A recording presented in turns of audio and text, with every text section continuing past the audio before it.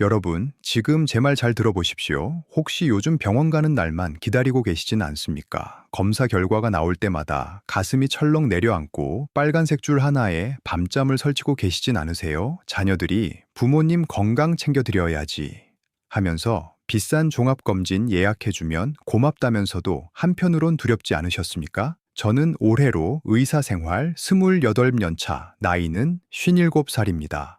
제 또래 의사들과 이야기해보면 다들 한 가지 고민을 공유합니다. 내 부모님한테는 절대 이런 검사 권하고 싶지 않은데 그렇습니다. 우리 의사들도 압니다. 60대가 넘어서 받는 어떤 검사들은 득보다 실이 크다는 걸요. 하지만 병원 시스템 안에서는 차마 큰 소리로 말하기 어렵습니다. 오늘 저는 그 불편한 진실을 여러분께 직접 전하려 합니다. 제가 왜 이런 이야기를 하게 됐는지부터 말씀드리겠습니다. 작년 여름이었습니다. 제 진료실에 한 할머니가 휠체어를 타고 들어오셨습니다. 6개월 전만 해도 혼자 걸어 다니시던 분이었는데 말이죠. 보호자인 아들 분이 억울하다는 표정으로 제게 물었습니다. 선생님, 우리 어머니 건강하셨어요. 그런데 건강검진 받으라고 했더니 이렇게 됐습니다. 도대체 뭐가 잘못된 겁니까? 그날 밤 저는 잠을 이룰 수 없었습니다. 차트를 다시 꺼내보고 또 봤습니다. 의학적으로는 모든 게 표준 절차였습니다. 하지만 그 할머니의 휠체어를 아들의 원망 섞인 눈빛을 생각하니 가슴이 먹먹했습니다. 그때 제가 깨달은 겁니다. 나이든 어르신들에게는 다른 기준이 필요하다는 것을요. 젊은 사람에게 좋은 검사가 60대 넘은 분들에게는 오히려 독이 될 수 있다는 진실을요. 지금 말씀드린 부분이 중요합니다. 오늘 제가 말씀드릴 내용은 의학 교과서에는 없는 이야기입니다. 하지만 현장에서 28년간 환자들을 보며 깨달은 누구보다 진솔한 조언입니다. 여러분, 이런 경험 있으시죠? 검진 받으러 갔는데 의사가 심각한 표정으로 이렇게 말합니다. 어르신, 여기 좀 이상한 부분이 보이는데, 확실하게 한번 더 검사해 보시는 게 좋겠습니다. 그 순간부터 세상이 무너지는 것 같습니다. 혹시 암은 아닐까? 얼마나 더 살 수 있을까? 밤새 인터넷을 뒤지고 자식들에게 걱정 끼칠까봐 혼자 끙끙 앓습니다. 다음 날부터 밥맛이 없습니다. 텔레비전을 봐도 눈에 안 들어옵니다. 친구들 만나도 웃을 수가 없습니다. 검사 날짜만 손꼽아 기다립니다. 드디어 정밀 검사를 받습니다. 병원비만 수십만 원이 나갑니다. 검사 과정도 고통스럽습니다. 그리고 결과는 다행히 큰 문제는 아닙니다. 하지만 계속 지켜봐야 해요. 여러분, 이게 진짜 다행인 겁니까? 멀쩡하던 분이 6개월 동안 불안에 떨고 돈 쓰고 고통받고 결국 괜찮다 하는 말 들으려고 이 모든 과정을 거친 겁니다. 이게 바로 제가 오늘 이야기하려는 의료의 함정입니다. 첫 번째 함정, 갑상선 초음파입니다. 조용한 암 공포라고 부를 수 있겠습니다. 제 환자 이순자 씨라는 분, 62살 여성분입니다. 딸이 선물한 100만 원짜리 종합검진을 받고 한 달 후 제 진료실에 오셨을 때 손이 부들부들 떨리고 계셨습니다. 선생님, 갑상선에 혹이 있대요. 암일 수도 있다고. 갑상선 초음파는 너무 정밀합니다. 이 밀리미터짜리 작은 결절까지 다 잡아냅니다. 그런데 아십니까? 60대 이상 분들 중 절반 이상이 갑상선 결절을 가지고 있습니다. 이건 얼굴의 점처럼 자연스러운 노화입니다. 하지만 초음파로 발견되면 조직 검사를 합니다. 바늘로 목을 찌릅니다. 이순자 씨는 일주일간 목이 아파서 밥도 제대로 못 드셨습니다. 결과는 양성, 암이 아니었습니다. 그런데 의사는 이렇게 말했습니다. 6개월마다 추적 관찰해야 합니다. 평생 불안하며 살라는 뜻입니다. 이순자 씨는 지금 우울증 약을 먹고 있습니다. 체중이 8kg 빠졌고 친구들도 안 만납니다. 검사 하나가 건강한 사람을 환자로 만들었습니다. 여러분, 목에 뭔가 만져지거나 목소리가 변하지 않았다면 갑상선 초음파는 하지 마십시오. 잠시 제가 지금까지 말씀드린 내용 다시 한번 생각해 보십시오. 두 번째 함정은 PET-CT입니다. 비싼 것이 좋은 것은 아닙니다. 박철민 씨, 66살, 퇴직금으로 150만 원짜리 PET-CT를 찍었습니다. 평생 한 번은 제대로 검진받아보자는 마음으로요. 결과지에는 이렇게 나왔습니다. 대장의 악성 종양 의심, 한 달간 지옥이었습니다. 대장 내시경, 조직검사, CT까지 밤마다 유언장을 쓰고 지웠습니다. 최종 결과는 단순 염증. PET-CT가 염증을 암처럼 보이게 만든 겁니다. 여러분, PET-CT는 너무 예민합니다. 증상 없는 사람이 찍으면 30%에서 의심 소견이 나오고 그중 90% 이상은 암이 아닙니다. 더 심각한 건 방사선입니다. 한 번 찍으면 흉부 엑스레이 500장 분량의 방사선에 노출됩니다. 암을 찾으려다 암을 만드는 아이러니입니다. 증상 없으면 필요 없습니다. 세 번째 함정, 뇌 MRI입니다. 두려움의 덫이라고 할 수 있습니다. 정명숙 씨, 64살. 요즘 깜빡깜빡해서 뇌 MRI를 찍었습니다. 결과지는 빨간 줄 투성이었습니다. 뇌백질 변성, 미세, 열공성 경색, 무서운 용어들이 가득했습니다.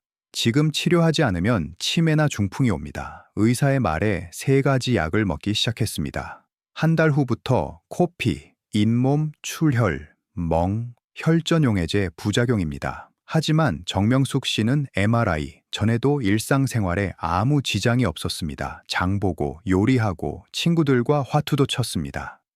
60세 넘으면 뇌 MRI에 100% 깨끗한 사람은 없습니다. 뇌백질 변성은 노화입니다. 고장이 아닙니다. 검사 결과를 보고 나서야 스스로를 병자라고 생각하기 시작한 겁니다. 한쪽 팔다리 힘 빠짐, 말 어두남, 극심한 두통, 이런 증상 없다면 단순 깜빡으로 뇌 MRI 찍지 마십시오. 나이 들면 누구나 깜빡합니다. 잠깐 여기서 정리하고 가겠습니다. 네 번째 함정은 종양표 지자 검사입니다. 숫자에 속지 마세요. 한동수 씨, 68살, 정기건강검진에서 CEA 수치가 약간 높게 나왔습니다. 대장암이나 폐암 가능성을 배제할 수 없습니다. 담배도 안 피우고 가족력도 없고 증상도 전혀 없었습니다. 하지만 수치 하나가 그를 암 환자 취급했습니다. 대장 내시경 깨끗, 폐 CT 이상 없음, 복부 초음파 정상. 그럼 왜 CEA가 높았을까요? 의사도 모릅니다. 경과 관찰하시죠. 종양표 지자는 정확도가 매우 낮습니다. 암이 있어도 정상이고 암 없어도 높게 나옵니다. 담배, 만성 위염, 스트레스에도 올라갑니다. 한동수 씨는 석 달간 지옥이었습니다. 결국 모든 검사가 정상이었을 때 기쁨보다 허탈함을 느꼈습니다. 증상 없으면 받지 마십시오. 다섯 번째 함정, 심장 정밀 검사입니다. 수치가 전부가 아닙니다. 최영호 씨, 69살. 건강검진 심전도에서 ST 분절 변화 협심증 가능성이 나왔습니다. 관상동맥 CT 결과 우관상동맥 50% 협착, 의사는 스텐트 시술을 권했습니다. 하지만 최영호 씨는 일상생활에 불편함이 전혀 없었습니다. 매일 30분 산책, 계단도 무리 없이 올라갔습니다. 세컨드 오피니언을 구했더니 전혀 다른 말을 했습니다. 증상 없으면 시술 불필요, 약물과 운동이 더 안전합니다. 최근 연구도 이를 뒷받침합니다.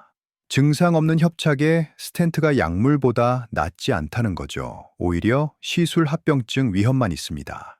60대 넘으면 동맥경화는 자연스러운 현상입니다. 100년 된 수도관의 녹처럼요.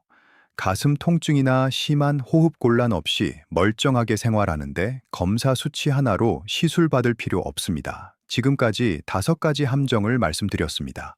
그렇다면 우리는 무엇을 해야 할까요? 28년간 환자들을 보며 깨달은 진짜 건강 비법 5가지입니다. 첫째, 백신입니다. 대상포진 백신, 싱그릭스라고 합니다. 예방 효과가 97%입니다. 2번에 50만 원 PET-CT의 3분의 1 가격으로 진짜 보호받습니다. 폐렴구균 백신도 필수입니다. 둘째, 단백질입니다. 나이 들수록 고기를 더 먹어야 합니다.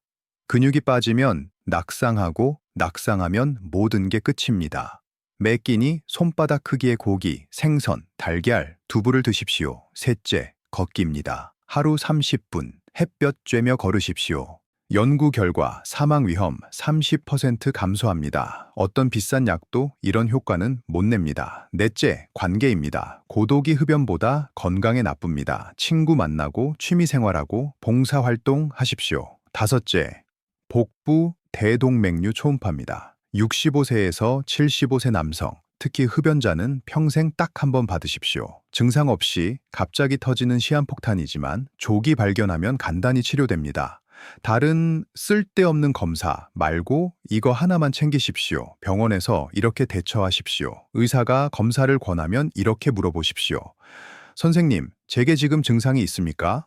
증상이 없다면 대부분의 검사는 필요 없습니다. 이 검사로 병을 찾아서 치료하면 제가 더 오래 살 수 있다는 과학적 근거가 있습니까? 근거가 없다면 받을 이유가 없습니다. 이 검사를 하지 않고 기다리면 어떻게 됩니까? 많은 경우 기다려도 결과는 같습니다. 이런 질문을 하는 게 무례하다고 생각하지 마십시오. 이건 여러분의 권리입니다. 좋은 의사라면 이런 질문에 성실하게 답할 것입니다. 만약 불편해하거나 화를 낸다면 그 의사는 여러분의 주치의가 되어선 안 됩니다. 마지막으로 드리는 말씀입니다.